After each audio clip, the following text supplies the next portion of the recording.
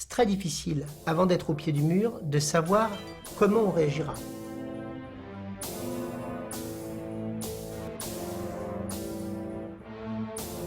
Le 3 septembre 1944, 60 ans déjà, Lyon fut libéré par les Alliés, les forces françaises libres et ceux de la Résistance. Lyon dut attendre 3 mois interminables et meurtriers après le débarquement de Normandie pour voir apparaître dans ses faubourgs le premier de ses libérateurs. 60 ans après les faits, il subsiste toutefois quelques interrogations chez certains résistants qui ne se retrouvent pas forcément dans les récits que font les historiens de leur épopée. L'histoire de la Résistance aurait-elle été falsifiée ? L'histoire de la Résistance n'est pas du tout une histoire qui a été falsifiée pour une raison assez simple. Il y a très peu d'exemples d'une histoire qu'on ait pensé à écrire aussi tôt que celle-là. Le premier organisme qui a été créé pour étudier l'histoire de la Résistance et je dirais de l'occupation en France a été créé en octobre 1944. Ça s'appelait la Commission d'histoire de l'occupation et de la libération de la France. Octobre 44, on peut dire que le gouvernement provisoire avait peut-être d'autres chats à fouetter, précisément non. Il a pensé qu'il fallait commencer le travail aussitôt que ça. Si l'on admet donc que la retranscription est fidèle, pourquoi certains témoins éprouvent-ils mélancolie pour les uns, rancœur pour les autres ? Chez les acteurs devenus témoins, il y a l'espérance très forte qu'on pourra restituer le passé comme ils l'ont vécu, brûlant de passion comme ils s'en souviennent. Et ça, c'est pas au pouvoir de l'historien. Ce que peut essayer de faire l'historien avec beaucoup de difficultés, beaucoup de travail, c'est proposer des cadres d'intelligibilité de ce passé, mais sûrement pas le ressusciter dans sa passion vive. Jusqu'au 11 novembre 1942, la propagande a été notre principal travail. Et on a fait ça avec... Quand j'y repense, je me dis que c'était une forme de passion. C'était vraiment l'essentiel de notre vie à l'époque. Moi, j'étais content de ne plus avoir peur. Mais les premiers jours après, pour moi, l'aventure était terminée. Et comme un gamin, j'ai un certain moment en vélo, je refaisais mes itinéraires et je chialais en route. C'est terrible, mais ça c'est tout le truc de la jeunesse et tout ça. Mais la grande aventure était terminée. À propos de passion, peut-on dire que le sujet intéresse toujours les citoyens, toutes générations confondues ? Il y a une question qui taraude tout notre jeune public, mais comme elle taraude toute personne qui s'intéresse à la question, c'est qu'est-ce que moi j'aurais fait dans des circonstances analogues? C'est une question qu'on rentre toujours, qui évidemment est une question intéressante parce qu'elle est sans réponse, par définition, mais qui est une question qui explique l'intérêt très puissant que le public scolaire en général ou universitaire a pour cette période. Il faut ajouter à ça le fait que c'est une histoire clandestine. Et donc une histoire clandestine est une histoire qui peut fasciner ou intriguer beaucoup plus qu'une histoire qui se passe au grand jour, où on a l'impression de comprendre les choses facilement. À l'aide de nos témoins, nous allons tenter de revenir brièvement sur les derniers jours de l'occupation allemande et les premiers jours de la libération de Lyon. Voici le récit de ceux qui étaient là, à la fenêtre d'un appartement des quais du Rhône. Pour retarder l'avance des Alliés, empêcher de traverser les ponts, les Allemands vont s'enfermer dans la presqu'île et dans tout ce qui remonte au nord comme territoire. Et pour ça, ils vont faire sauter les ponts du Rhône et de la Saône. 18, je crois, au total, en quelques heures, le 2 septembre 1944. Ils ont fait ça avec les moyens du bord, en grande partie. On voyait très bien que c'était des hommes déjà âgés qui étaient en train de poser les explosifs et de mettre les dispositifs en place. Je crois d'ailleurs qu'on a utilisé même des bombes d'avion, mais quoi qu'il en soit, au terme de ces préparatifs, les ponts ont sauté. Et après la première explosion du pont Morand, j'ai retrouvé un morceau du pont d'ailleurs dans le salon.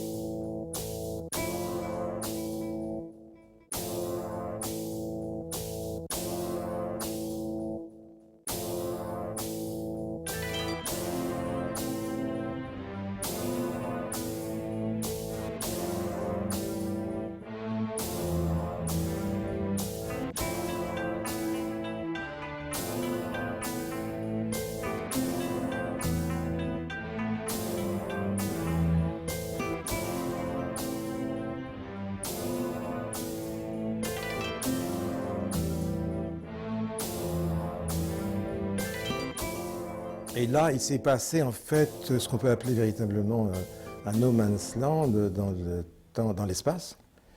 Le temps s'est suspendu, la vie était coupée.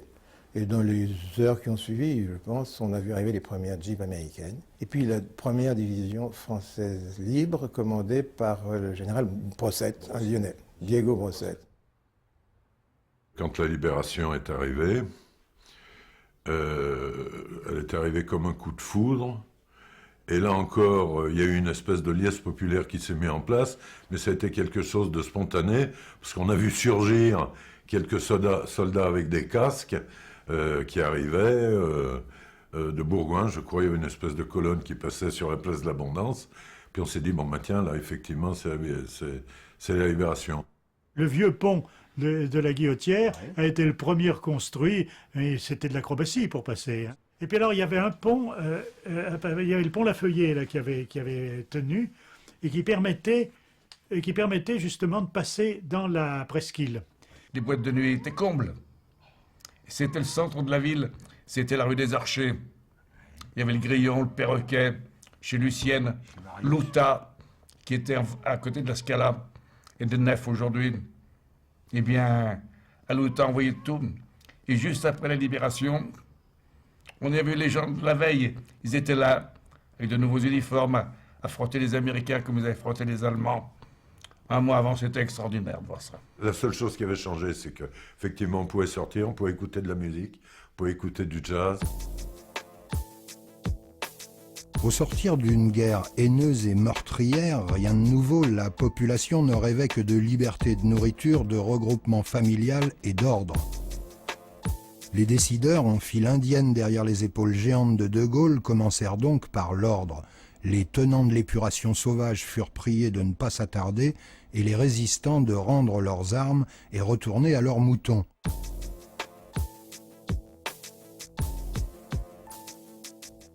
Sur Lyon, elle n'a pas été un bain de sang, mais elle a existé. C'est les premières heures de la libération de Lyon. Les quelques miliciens qui sont tombés entre les mains des résistants, quelques-uns ont certes été arrêtés, mais beaucoup ont fini dans la Saône ou dans le Rhône. Bon, c'est, disons, une réaction, j'allais dire, difficile de dire naturelle quand on parle de cette chose-là. Il y a eu des excès aussi, c'est vrai. C'est-à-dire que ce ne sont pas forcément les résistants, ou plus exactement, ce sont plus souvent les résistants de la dernière heure qui se sont montrés, pour des raisons qu'on peut comprendre, parfois les plus acharnés à vouloir pratiquer cette épuration sauvage. 3 ou 4 jours après la libération, c'est d'être allé place du Pont et d'avoir vu devant, il y avait un prisonnier qui est à la place du grand immeuble qui est en place, 5 miliciens qui avaient été tués par les résistants de l'époque, et à juste titre, tout le monde applaudissait. Alors c'était pas très très joli à voir au niveau de la population. On m'a donné la responsabilité de l'épuration. Nous n'avons pas fait grand-chose. On nous amenait, on prenait les gens et on les emmenait à la caserne pour les faire prisonniers et pour qu'ils passent en jugement légaux. Ce qu'on a fait, une fois, on a coupé les cheveux à une dame, une fois. Et c'est... je voulais pas le faire. Mais je pouvais pas faire braquer les armes sur la mitraillette. La population, elle est terrible. Et ça, c'est un mauvais souvenir pour moi. Ah ben, il est sûr qu'à la libération, toutes les femmes qui ont été... J'avais une photo aussi qui n'a pas survécu au passage au Progrès. Et en une main, elle s'est égarée dessus. Une femme tondue, rue de la Charité. Elle avait un tatouage, même de croix gammée sur le front, sur tous ces actes ignobles, mais dans toutes les guerres. C'est les pauvres qui payent, comme toujours. Après la libération, De Gaulle a cherché à vite apaiser les passions, à arrêter les abus de l'épuration qui étaient inéluctables, inévitables, juste en septembre. Et il a voulu passer à autre chose et tourner la page. Comment il fallait faire cette épuration? Et là, le général de Gaulle était face à une question éminemment politique. Où placer la barre de l'épuration? Le général de Gaulle a décidé manifestement qu'il y aurait quelques cas où on montrerait que l'épuration était hautement importante. C'est le cas de Robert Brasillac. Et pour le reste, qu'est-ce qu'on fait? Le cas Pétain, mais comme on ne veut pas en faire un martyr, évidemment, on commue la peine aussitôt. Laval.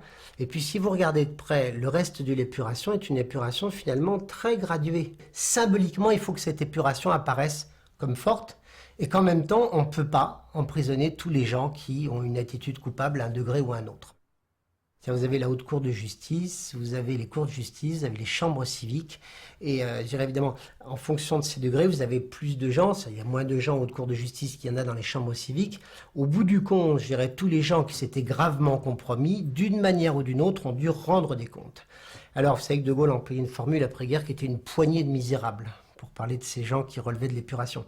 Là, on voit bien l'effet d'euphémisation. C'était quand même plus qu'une poignée de misérables. Mais en même temps, ce qui est intéressant, c'est que cette épuration-là, dont on a beaucoup dit qu'elle avait été sauvage, etc., en réalité, c'est une épuration qui a prêté beaucoup d'attention aux symboles. Par exemple, on a créé la notion d'indignité nationale. Ça, c'est une manière d'essayer, en quelque sorte, tout en étant efficace, de préserver la morale. Mais avant tout, il fallait pas donner, il fallait pas redonner dans les déchirements. L'épuration a été quelque chose de nécessaire, mais c'était un facteur aussi de déchirure. D'ailleurs, on a fini par l'écourter, cette épuration, ce qui explique que 30 ans, 40 ans après, certains dossiers, les affaires Touvier, les affaires Papon sont ressortis parce qu'on avait mal à notre épuration, en quelque sorte, si je puis dire. Hein. On ne peut pas penser cette période-là sans avoir l'écran d'Auschwitz, de Treblinka, Sobibor, Majdanek devant nous, devant les yeux. Ça veut dire que, bien entendu, ça ajoute une charge dramatique à cette période tout à fait considérable. Et qu'il est tout à fait certain que ça compte beaucoup dans l'appréciation que nous pouvons porter sur cette période. Et quand on a vu arriver ces déportés, on a vu arriver l'enfer pire que ce à quoi nous avions, nous, échappé.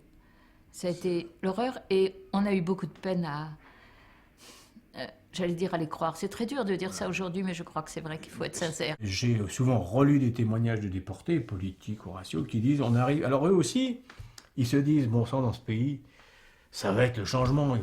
Puis qui retrouvent quand même une France qui, d'abord, ils viennent d'un autre univers, qui, encore une fois, pour nous, est imperceptible, c'est indescriptible pour nous. Et ils reviennent, pour beaucoup, d'abord, ils vont songer à se remettre en route, en marche, à revivre, à redémarrer. Ils sont très jeunes encore, la plupart. Hein. Ou alors, ils ont déjà un foyer, ce qui est encore pire, il faut qu'ils redémarrent dans la vie. Et puis, quand même, il y en a quelques-uns qui m'ont dit, on aurait aimé que... Mais enfin, bon, finalement, on est là, c'est déjà pas mal. Alors eux aussi auraient peut-être aimé que ça bouge davantage, qu'on ait peut-être d'autres changements, que laisser percer la résistance ou que laisser percer ces années de souffrance. C'est pas tellement évident, mais encore une fois, il fallait aussi qu'ils redémarrent aussi, comme tout le monde. Il fallait réapprendre à vivre. Et bien souvent, ça n'a pas été facile, encore moins pour eux que pour les autres. On a été libérés le 29 avril par... 45. 45. Ce sont les Américains qui nous ont libérés.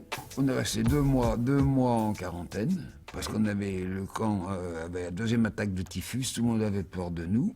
Ouais. Alors on nous a fait, il y en a beaucoup qui sont morts à ce moment-là. Et après, bien, on est rentré, d'abord en camion, piloté par des GI noirs.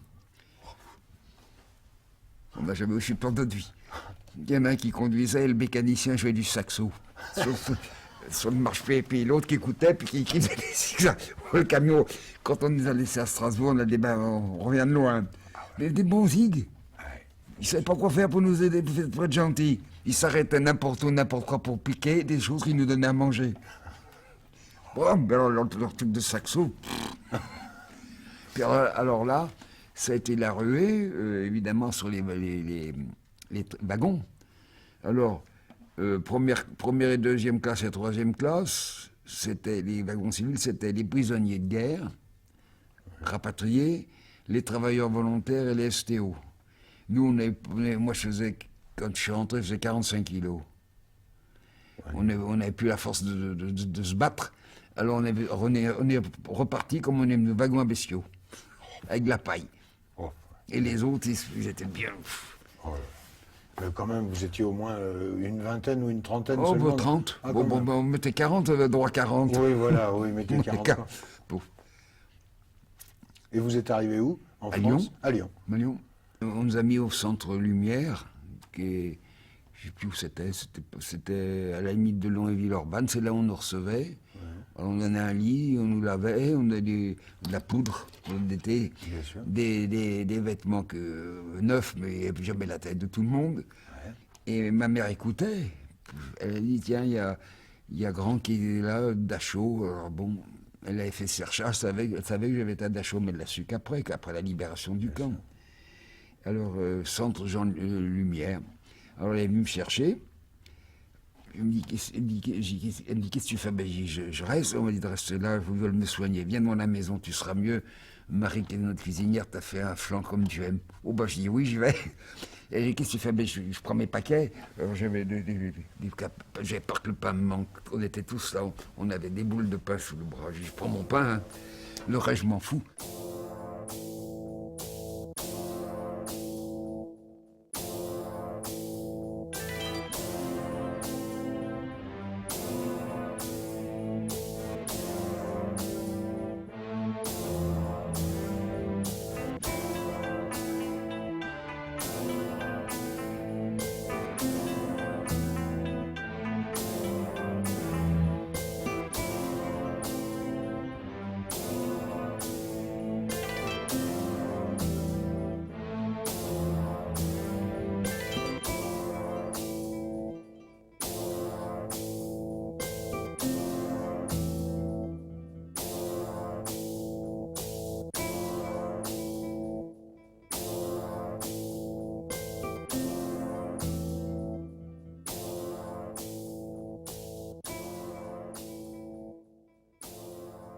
On ne pouvait pas constamment vivre avec ce poids de ces années-là.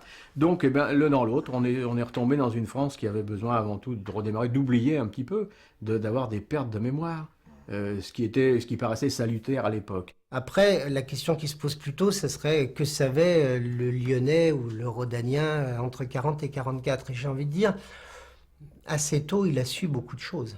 Pas des modalités précises de l'extermination des Juifs, mais il a su beaucoup de choses. Pourquoi? Parce que les conditions dans lesquelles les rafles sont opérées ne laissent aucun doute sur le fait que la destination est une destination qui va vers la mort. La preuve, c'est que les sauvetages sont nombreux. Ça veut dire que s'il y a sauvetage, c'est-à-dire si des gens essaient de cacher des enfants ou de faire passer des familles, etc., il est bien clair qu'ils ont conscience qu'ils sont menacés par quelque chose qui peut être mortel. Vous vous en doutiez On voulait au être début gentil. 44 que Ah, pas du tout. Pas du tout. Hein. Parce que quand on nous a annoncé qu'il y avait 2 déportés qui rentraient, on s'est réjouis en disant, ça y est, tous les déportés vont rentrer. On pensait qu'ils avaient souffert. Nous, on était encore marqués par l'histoire du bagne et des travaux forcés. Et on se disait, bon, ils sont dans un genre de travaux forcés, peut-être qu'ils n'ont pas bien à manger, peut-être qu'ils ont froid, probablement même qu'ils ont froid, qu'ils ont faim, qu'ils prennent des coups, qu'ils travaillent beaucoup. Mais jamais on a imaginé ce que des hommes ont pu faire à d'autres hommes. Ouais. Moi, ça me reste encore quelque chose d'insupportable à imaginer, insupportable d'y penser. On a refusé d'admettre qu'il y avait une spécificité du sort de la population juive. En gros, il y avait des déportés, mais tout le monde était mis dans la même situation, les résistants déportés et les juifs déportés, ce qui n'était pas la même chose. Un camp de concentration et un camp d'extermination, c'est pas la même chose. Dans un camp de concentration, on crève de faim, on crève d'épuisement par le travail, ou de maladie, mais on n'est pas exterminé. Dans un camp d'extermination, on arrive frais et dispo. D'ailleurs, les gens qui arrivent dans les camps d'extermination et qui sont gazés sont pas des gens maigres. Les Juifs eux-mêmes n'arrivent pas à imaginer l'inimaginable. Hein.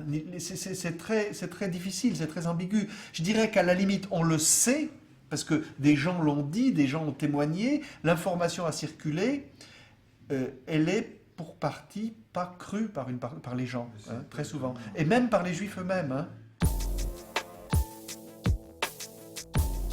Définitivement, les victimes et les humiliés, ceux de Montluc ou de Treblinka, ont droit à tout notre respect. Respect également à tous ceux de l'armée invisible, sans chercher à les distinguer ni les opposer. Celui qui prépare le programme politique de demain autour d'une table dans un grenier est aussi important que celui qui fait le coup de feu contre l'ennemi au pied de l'immeuble. Merci à tous ceux qui ont senti dès le début du cauchemar que la désobéissance civile était nécessaire. Et cette désobéissance, elle est d'autant plus difficile qu'il faut bien comprendre que la société de la Troisième République cultivait comme une vertu cardinale l'obéissance, ce qui n'est pas le cas de nos années 2004. Et que donc désobéir, quand on s'appelle Charles de Gaulle, qu'on est général de brigade à titre temporaire, qu'on a 49 ans et qu'on a fait toute sa vie dans l'armée, c'est très compliqué.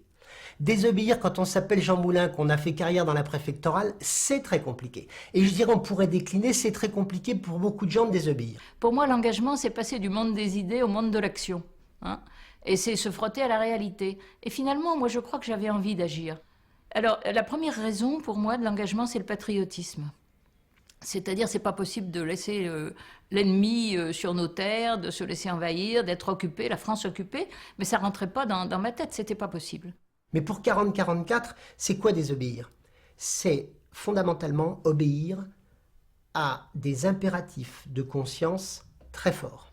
Ça veut dire qu'on désobéit pour obéir à des principes. Et ces principes, c'est quoi? C'est la liberté, c'est l'égalité, c'est la fraternité, c'est-à-dire ce que le régime de Vichy foule aux pieds, en lui substituant travail, famille, patrie. C'est donc en réalité une désobéissance extrêmement exigeante, et de surcroît, et les résistants s'en rendent compte très très vite, très dangereuse. Parce que c'est pas une désobéissance pour désobéir, c'est pas un acte gratuit, c'est une désobéissance qui peut se payer et qui s'est très souvent payée au prix le plus fort. J'ai vu être emprisonnés, déportés, torturés et fusillés beaucoup de camarades. Et ça, c'est quelque chose qui me poursuivra toute ma vie, c'est terrible. Je pense que ceux qui avaient lu l'Évangile et qui avaient compris et qui avaient un peu réfléchi, l'Évangile, c'est un peu les droits de l'homme d'aujourd'hui pour moi. Beaucoup de Lyonnais, ils cherchaient qu'une chose, c'est à rester tranquille, dans le calme. C'est le Marais, c'est-à-dire c'est tous ces gens qui cherchent seulement à ne pas se faire remarquer pour ne pas avoir d'ennui. En fait, la réalité française, c'était ça. Hein. C'est clair. C'était Maréchal nous voilà. Alors ça, c'est mes souvenirs d'enfance. Il y avait intérêt à connaître les trois couplets dans les classes. Alors donc, il y a eu une complicité permanente. Parce que cette chanson, on ne la prenait pas tout seul, on nous la prenait. On était encore dans une école considérée comme laïque et gratuite, etc. On aurait pu l'admettre dans une école libre, éventuellement. Là. Alors on savait qu'on avait quand même quelques professeurs qui, de temps en temps, laissaient rentrer quelques petites phrases pour donner un certain espoir, etc. Mais en fait, tout le monde avait peur. Il y a toujours, depuis les années 70, en contrepoint de cette exaltation de la résistance, cette tendance à se fustiger, à se flageller en disant finalement non seulement nous n'avons pas été très héroïques, mais nous avons été collaborateurs. Moi je rappellerai, les collaborateurs représentent en termes statistiques une infime minorité. Il y a un exemple que je peux donner parce qu'il est frappant. Il y avait avant-guerre 2 très hauts fonctionnaires qui avaient été tous les deux plus jeunes préfets de France, qui avaient montré leur courage dans des circonstances particulières, qui étaient tous deux dans la mouvance radicale. L'un s'appelait Jean Moulin et est devenu le premier président du Conseil national de la résistance, et l'autre s'appelait René Bousquet, et il est devenu secrétaire général à la police, et il a signé les accords avec Auberg. Voilà, je veux dire qu'il y a des choix très forts que cette période impose. Ces choix ne sont nullement équivalents. C'est pas la même chose, on ne peut pas renvoyer deux à dos les deux. Il y a, à mon sens, un choix qui est exigeant, qui conduit au danger, etc. Puis il y a un choix qui, évidemment, quand on le considère a posteriori, est un choix qu'on ne peut pas cautionner. Mais c'est pour dire que quand on pose cette question de la collaboration, c'est une question difficile parce que c'est comme la question de la résistance de cette façon. C'est très difficile, avant d'être au pied du mur, de savoir comment on réagira. Et c'est bien pour ça que cette période intéresse, intrigue ou fascine les étudiants ou les jeunes gens ou d'autres qui se demandent toujours, et moi, comment j'aurais essayé de résoudre cette quadrature du cercle? Ceux qui terrorisaient, c'était effectivement des miliciens, des gens pris dans la population, etc., avec des chefs qui s'appelaient Francis André, etc., et qui terrorisaient beaucoup plus. D'ailleurs, il y a beaucoup de résistants qui considèrent qu'ils ont été beaucoup plus torturés pour parler par la milice française et la Gestapo française que par les Allemands. Que par les Allemands. Et les miliciens, on en avait, ça va peut-être vous paraître bizarre, mais on en avait plus peur que de la Gestapo. Parce qu'ils connaissaient d'abord notre langue, ils connaissaient nos mœurs, notre culture, et on les haïssait très très fort parce que c'était des traîtres en même temps. Et c'était souvent des voyous en plus. Après la peur et les privations, les Français ne rêvaient que d'abondance et de ripaille, de marchés et de bistrots, pas si simple. En 1944, quand on est la libération, après les cigarettes données par les soldats américains, les chewing-gums, il n'y avait pas davantage de ravitaillement. Il a fallu des années pour sortir des problèmes. J'étais en 50 à peu près, 49-50. Voilà. On ne mangeait pas. Hein. Moi, j'ai connu des mois où on mangeait des rutabagas, des pommes de terre pourries et des haricots remplis de charançon. Moi, j'ai vécu ça. Mais c'est fou d'ailleurs comment on s'y habitue vite. Hein. On avait surtout des topinambours et des rutabagas. Je me souviens que ça me flanquait la colique. Mais moi, j'ai quand même le souvenir d'avoir attendu 16 ans et demi pour retrouver le goût d'un morceau de saucisson, de savoir que ça existait, ce goût. Et d'une pomme de terre nouvelle. Et c'était un Savoyard qui était venu à la maison, qui était étudiant, et qui avait ramené 1 ou 2 kilos de pommes de terre nouvelles. Moi, j'en avais jamais vu. Je savais pas ce que c'était. J'avais pas un tout petit souvenir d'enfance de ces pommes de terre. Et j'ai vu ça à la Libération, et elles ont été cuites à l'eau. Et la première pomme de terre que j'ai mangée, mais je pensais pas que quelque chose d'aussi bon pouvait exister sur la terre. C'est quand on a faim qu'on apprécie hein. Oui. La bouffe, c'est fou. Et puis les choses simples, oui. Et à l'époque, on était obsédés par le ravitaillement. On ne pensait qu'à manger. C'était la conversation unique pendant 4 ans. Chez Libération, on s'en fournait le samedi dans des trains bondés en direction de la Brevenne. Et le soir, on venait avec les sacs pleins, des paysans qu'on connaissait ou de la famille. On ramenait avec des poulets, des lapins, des légumes, des œufs. Voilà la vie qu'on a menée pendant 4 ans. Et moi, j'ai eu quelquefois des réflexions quand j'allais à Haute-Rive dans les fermes, de gens qui nous disaient « Ah, on nous aime maintenant hein !» et ça me vexait beaucoup. Ah ben, il est sûr que les paysans, c'était l'âge d'or pour eux. Le pétainisme, c'était l'âge d'or. Et à Lyon, en revanche, c'était la disette complète, les restaurants de marché noir. Alors, ceux qui n'ont pas fait de marché noir, moi, je leur tire mon chapeau. C'était très courageux. Et ça a été le cas de beaucoup de paysans d'Haute-Rive où ma mère allait chercher sa pitance, notre pitance. Et puis les paysans, ils voyaient rafler tous leurs produits par les Allemands, les réquisitions, c'était terrible aussi pour eux. Alors on nous dit, mais en 40, il y a déjà des résistants à Lyon, il n'y en a pas dans les campagnes. Et là, il y a une réponse qu'on peut faire, c'est qu'il y a des résistants aussi en fonction de ce dont la résistance a besoin. Ça veut dire que quand en 43, les maquis vont se constituer, on va avoir besoin des paysans et on trouvera des paysans. Ça veut dire qu'on ne peut pas penser la question de la résistance rurale ou paysanne en 40 comme en 43 ou 44.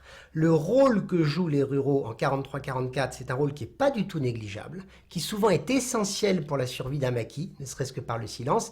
Il est clair qu'on avait beaucoup moins besoin des ruraux en 40 ou 42, alors qu'on avait beaucoup besoin des cheminots, par exemple.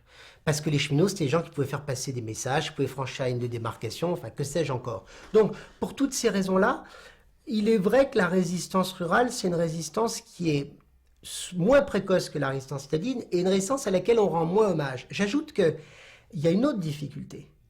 C'est que la résistance rurale, elle est disséminée. Donc comment on la commémore? Où est-ce qu'on la localise? Quand on vous dit qu'il y avait un maquis à tel endroit, le maquis n'était pas à ce point-là. Le maquis, il était par exemple sur le plateau du Vercors. Alors où sur le plateau? Ça veut dire qu'il va falloir traîner vos guêtres, arpenter des centres pour essayer de vous faire une idée d'eux. Alors que si je vous dis... ça se passait place Bellecour à tel numéro, il n'y a pas de difficulté. Vous y allez, vous pouvez même filmer les lieux. Donc il y a une très grande difficulté à la campagne à incarner la résistance, à la localiser, à la situer. Et il y a donc du coup une sorte de minoration de la part de la résistance rurale. Mais regardez la résistance, c'est une plaque, un endroit à laquelle personne ne fait attention, dont personne ne sait ce que les noms signifient. Ça va être au détour d'un chemin, dans un coin paumé, une petite stèle avec 3 noms. C'est-à-dire que ça renvoie à quoi? Ça renvoie à un phénomène diffracté, à un phénomène qui est pas celui d'armée en campagne mobilisée, mais qui est d'un combat diffus, donc très épars, et qui en conséquence, pour la ruralité comme pour la ville, permet pas d'être localisé, identifié, je dirais normalisé facilement.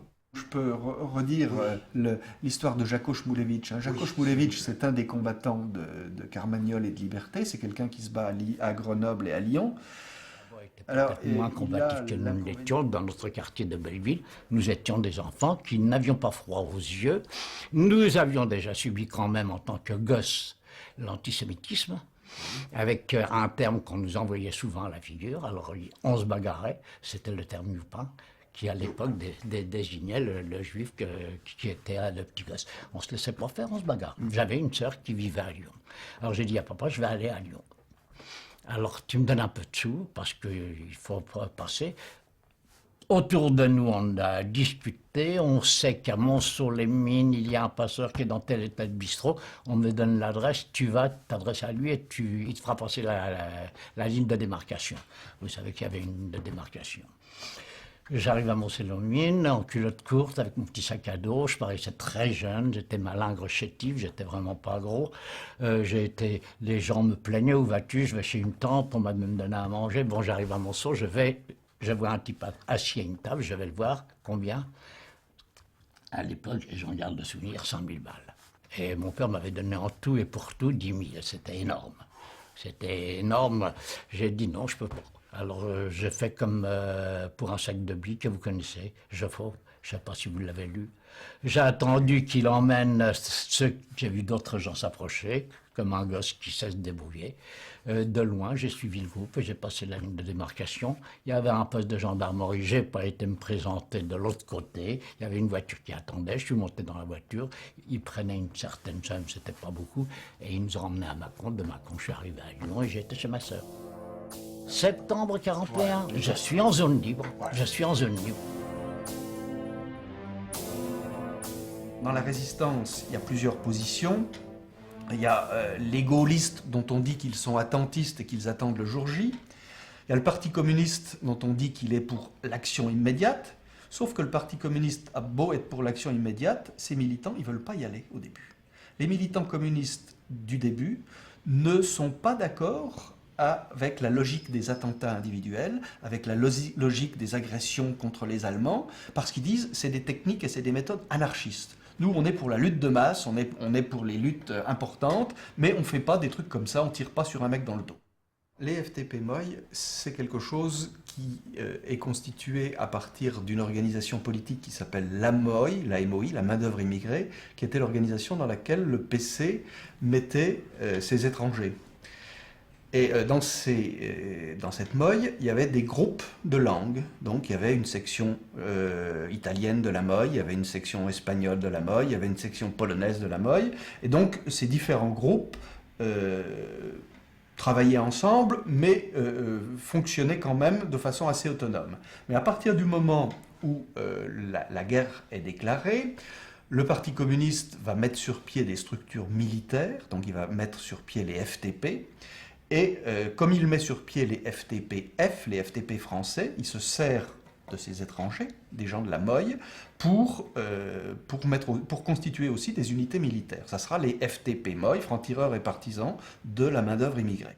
L'apport des étrangers dans la résistance, c'est une question qui a, de façon très intéressante, pas été posée pendant très longtemps. Pendant très longtemps, on a impassé cette question-là. Elle s'est posée historiographiquement à partir des années 70-80. On s'est mis à travailler cette question et on a publié des ouvrages là-dessus. Alors Claude Collin et d'autres ont travaillé là-dessus, Denis Péchanski, etc. Ça montre que le modèle de civilisation française, ou le modèle d'intégration, ou la capacité de rayonnement de la France, pays des droits de l'homme, était considérable, y compris auprès de milieux qu'on aurait pu croire peu sensibles à ce type de principe. Par exemple, les militants communistes étrangers, dont on pouvait penser qu'ils étaient proches du Comintern, que la seule chose qui les intéressait, c'était la patrie soviétique, etc. Mais pas du tout. On s'aperçoit qu'il y a chez ces gens un grand attachement à la France, et à la France comme patrie des droits de l'homme, à la France comme incarnant quelque chose à quoi ils tiennent très très fortement. Et donc ça explique, à mon avis, en bonne partie, qu'on les trouve en effet très souvent à l'avant-garde de l'action résistante. Pourquoi je dis à l'avant-garde? C'est un terme très bolchevique. À l'avant-garde parce que c'est des gens qu'on va trouver dans ce qui se fait de plus difficile dans la résistance, c'est-à-dire l'action armée. Et de sorte que quand vous prenez les FTP MOI de la région lyonnaise ou ceux de la région parisienne, et je pense au groupe Manouchian à cause de l'affiche rouge, Au bout du compte, quand vous faites le total des militants impliqués, ça représente peu de monde. C'est vraiment le fer de lance. Je dirais c'est l'élite dans l'élite. Il y a notamment une des sections de la Moille parmi les plus importantes, qui est la section juive. C'est ceux-là qui vont, en 1942, passer entre les mailles du filet de la rafle du Veldiv, qui vont se barrer et qui, voyant leurs parents souvent embarqués, vont être effectivement prêts, je dirais, à tout pour se venger, pour se battre contre l'ennemi. Je retrouve deux copains d'enfance avec qui j'avais été à l'école hospitalière Saint-Gervais. Ouais. Et nous allons dormir à l'Armée du Salut. 1942 se passe comme ça jusqu'à septembre 42. Je vais dans les cafés que je fréquente avec d'autres copains, on joue à la belote, on se retrouve entre jeunes, un petit peu abandonnés puisque nous n'avons pas d'autorité sur nos épaules. Et un jour, un jeune gars vient voir parce qu'il est le cousin d'un des copains avec qui on est, et puis qui dit vous avez entendu parler des rafles de juillet 42 ? Je dis oui, alors. Il dit faut qu'on fasse quelque chose. Antoine, il dit d'accord. La cour, t'es d'accord ? Je dis bien sûr. Puis, Pote, t'es d'accord ? Oui. Nous sommes quatre copains. Pas les deux frères jumeaux, mais deux autres, Maurice Lapoule. Et puis il dit bon, je vous emmène. J'ai des tracts, des journaux clandestins. Vous prenez une rue. Un à chaque bord de rue, et les deux autres, vous rentrez dans les couloirs, vous distribuez les tracts dans les boîtes à lettres. Et le soir, quand il y a couvre-feu, on sort avec un machin et on fait des inscriptions sur les murs. C'était mon début pas régulier. Et je ne savais pas que c'était de la résistance. Oui. Le terme résistance, on ne le connaissait pas. Ce sont de très jeunes gens, encadrés par des gens un peu plus âgés, dont un nombre non négligeable sont passés par les brigades internationales. Les vieux, mais les vieux, ils ont 25 ans au maximum, ce sont les vieux.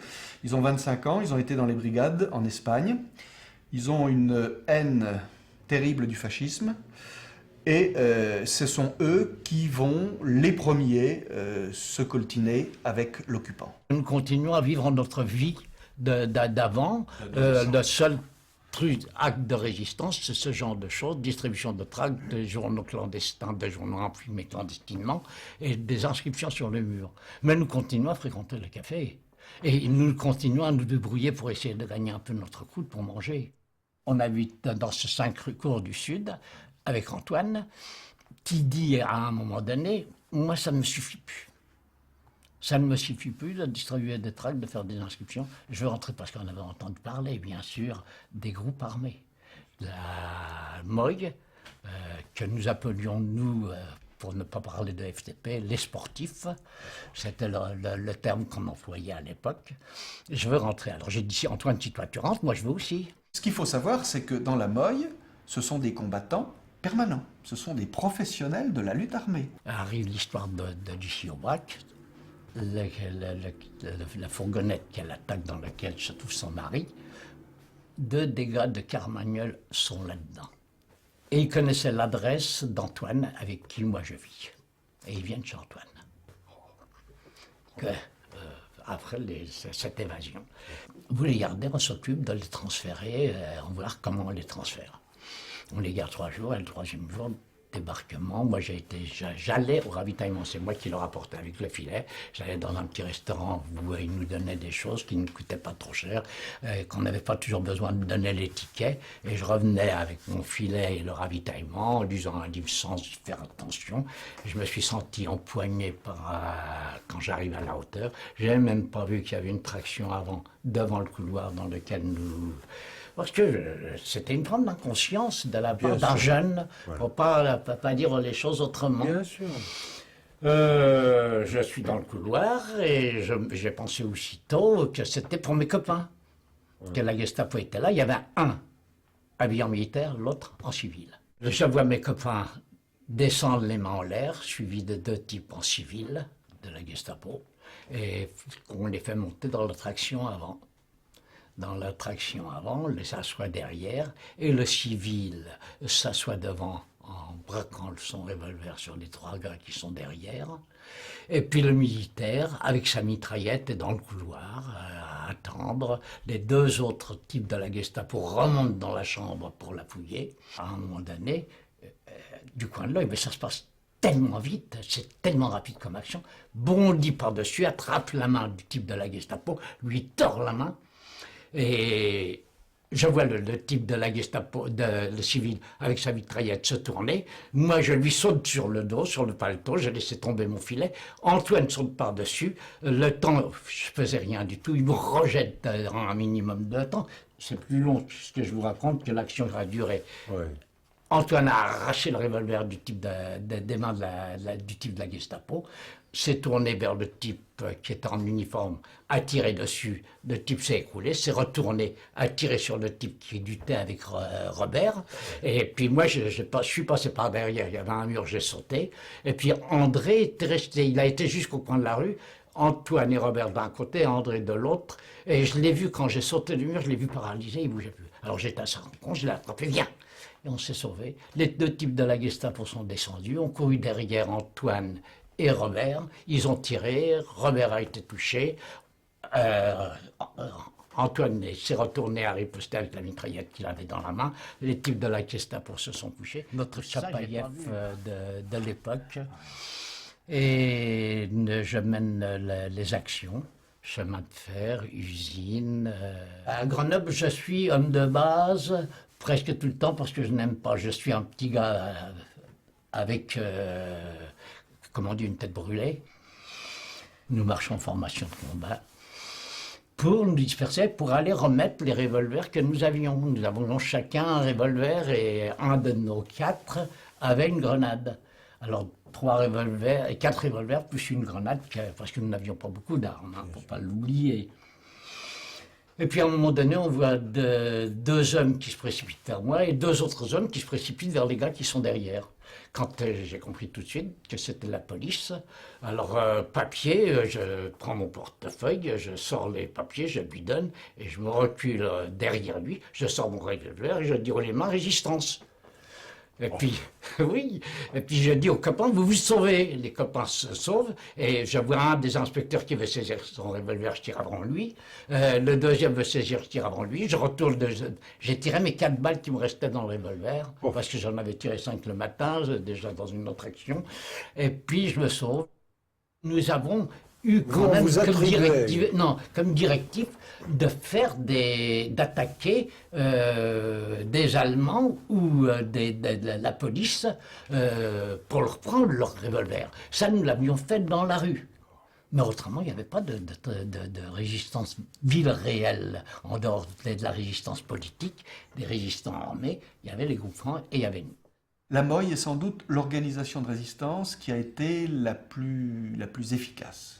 C'est une organisation extrêmement structurée, extrêmement compartimentée, et c'est grâce à ça qu'ils vont échapper aux innombrables chutes qui vont toucher presque toutes les autres organisations. Quand on parle de Lyon, alors les murs, les mouvements unis de résistance, c'est-à-dire la résistance gaulliste et l'AS lyonnaise, sont en gros démantelés toutes les 3 semaines.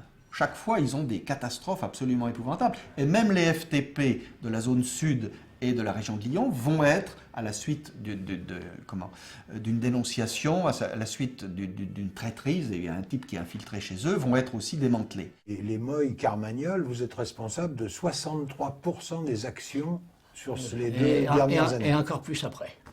Et encore plus après Plus en 44. Plus en 44. Il n'y avait plus personne dans le combat de la ville. Savoir que 50 métèques basés dans la ville de Lyon et dans sa banlieue uniquement trustent à eux seuls 56% des actions de toute la résistance rhodanienne avant le 31 décembre 1943, mais ça c'est quelque chose qu'on devrait dire plus souvent.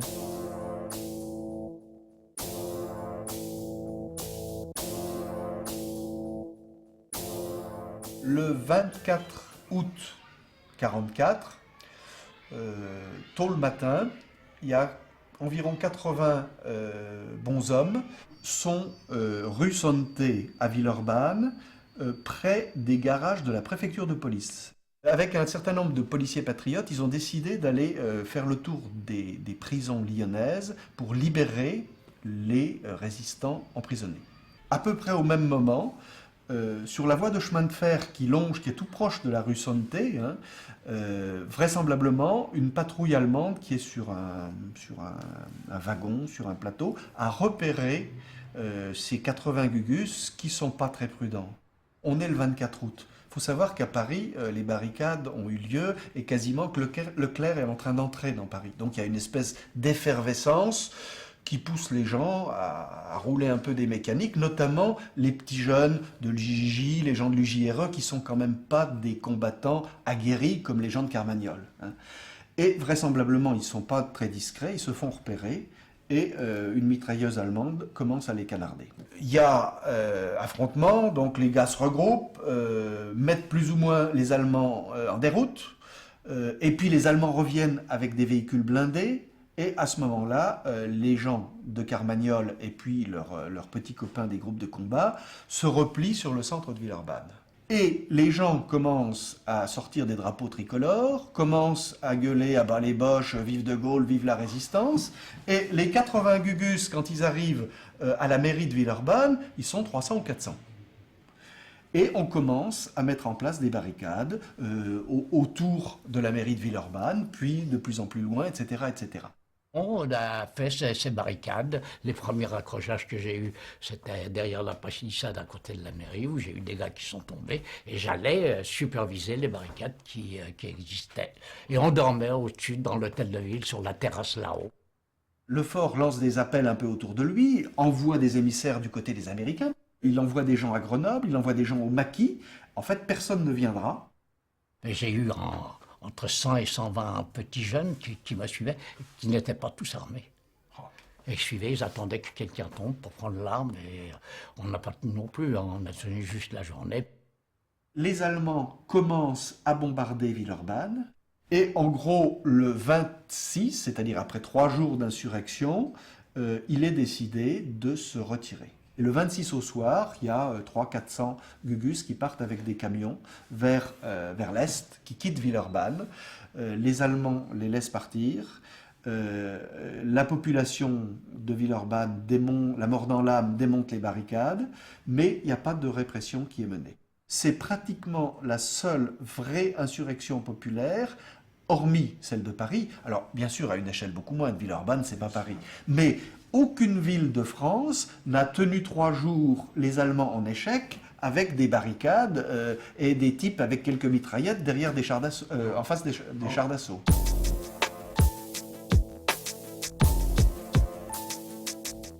Jákos Moulevitch, malheureusement, n'a obtenu la nationalité française qu'en 1960, 15 ans après l'avoir méritée. Quant à ses pairs, les étrangers, ils n'ont guère été mieux traités, la République renaissante ayant d'autres urgences. Il reste des questions à poser et des réponses à trouver. C'est une histoire sans fin. On est même venu me chercher parce que j'avais été un petit gars combatif et que j'avais fait une école d'officier. On est venu me chercher pour partir en Israël. J'ai dit non, mon pays, c'est là où je vis et c'est là où je connais. J'ai refusé de partir. Parce que pour moi, mon combat devait continuer dans le pays dans lequel j'ai appris à lire, à écrire et à m'instruire un petit peu. Ça, je le considérais comme mon pays, même si les autres ne me considéraient pas comme tel. Sur les photos de la résistance qui libère la France, c'est vachement plus payant d'avoir des grands blonds aux yeux bleus. Ce qui est le plus étonnant dans l'aventure de la résistance, et à quoi on fait souvent pas très attention, c'est qu'elle a été capable, au milieu de difficultés incroyables, avec des coupes sombres pratiquées de semaine en semaine, des gens qui tombaient, la nécessité de réorganiser, elle a été capable de mettre sur pied un État clandestin. Ce qui veut dire que quand par exemple on libère la Normandie, De Gaulle installe, en juin 1944, à Bayeux, François Coulet, commissaire régional de la République, qu'à Lyon, ça va être Yves Farge, et on pourrait prendre d'autres exemples. Ça veut dire que l'État reprend ses droits, mais il ne reprend pas ses droits avec des sépulcres blanchis de la Troisième République, il reprend ses droits avec des gens qui sont issus de la résistance. La liberté, c'est de ne plus avoir peur. C'est ça, la liberté. Et puis quand on voit justement aujourd'hui, on aperçoit toutes ces populations qui ont été d'ailleurs dans toutes les guerres. Le 14-18, ça a été pareil. Les Tunisiens, les Marocains, les Algériens, les Sénégalais et autres. Tout le tribut qu'ils ont payé. Qu'est-ce qu'on a fait pour rien?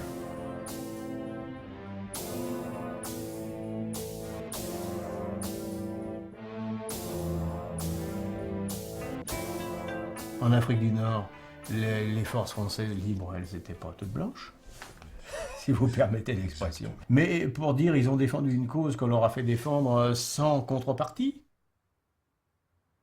Prenons les malades mentaux. Qui peut parler au nom des malades mentaux? Je veux dire, il y a toujours pire.